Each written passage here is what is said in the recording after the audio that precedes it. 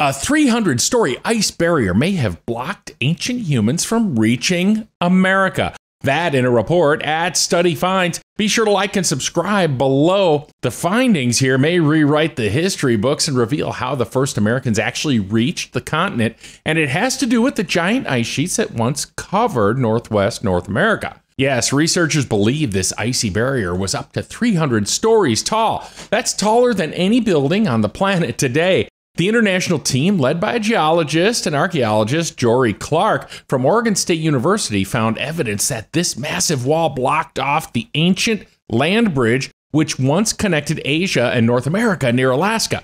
Today, the continents are separated by the Bering Strait up there. Until now, scientists had two basic theories about how humans first traveled to Asia to the west coast of North America. The first is that people journeyed across the land bridge called Bering Strait. The second is that ancient humans used boats to travel along the Pacific coast from Asia to Bering Strait to America. The researchers say the biggest factor in deciding which method of early migration humans likely used is the presence of giant ice sheets which covered North America tens of thousands of years ago.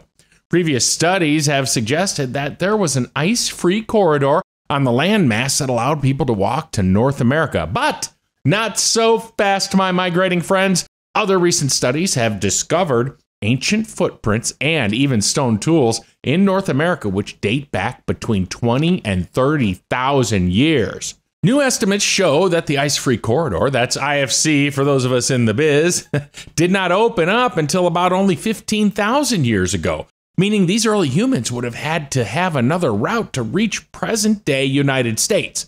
Authors say that this migration route is important in addressing how and when the first Americans arrived in the region south of those continental ice sheets. This map here shows the extent of what is called the Cordilleran and Laurentide ice sheets. They are labeled with the CIS and LIS on the map here. This is after the initial opening of the ice-free corridor. So it looks like in between those two would be the ice-free region. That's that black dotted line according to the legend up there on the top of the graphic. Until the path opened, the evidence points to ice sheets standing up to 3,000 feet tall, covering this region. For comparison, the world's tallest building, the Burj Khalifa in Dubai, is only 2,722 feet tall. That's the big building there in the background. Man, that's huge!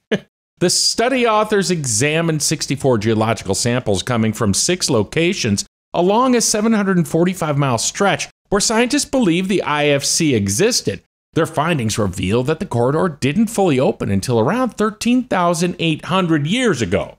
So, the IFC was not available as a migration route for the, quote, peopling of the Americas that had occurred, unquote. That's what the scientists write in their report.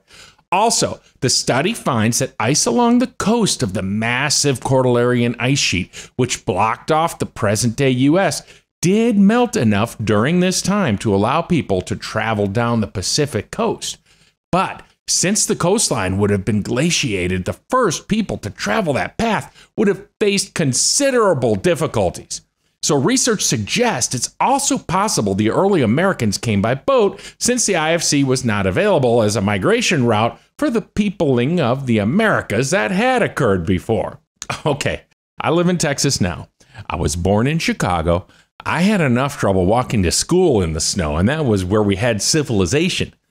And back then, we didn't get snow days. We had to be there on time. I carried a hot potato to keep my hands warm on a cold morning. And that was my lunch. So I probably could have made the trip along the coast. But not today's device-carrying, Uber-calling, seaweed-eating pansies. Where was I? Stay off my lawn. I'm kidding. I'm sure today's kids are just as tough as we were. What is very cool about this whole process, ice wall or not, boats are walking, it appears that there were humans here way earlier than originally thought, possibly 30,000 years ago, and it may not have been as simple as a stroll across land as once thought. Check out more detail in the link in the description below on this and other studies at studyfinds.com.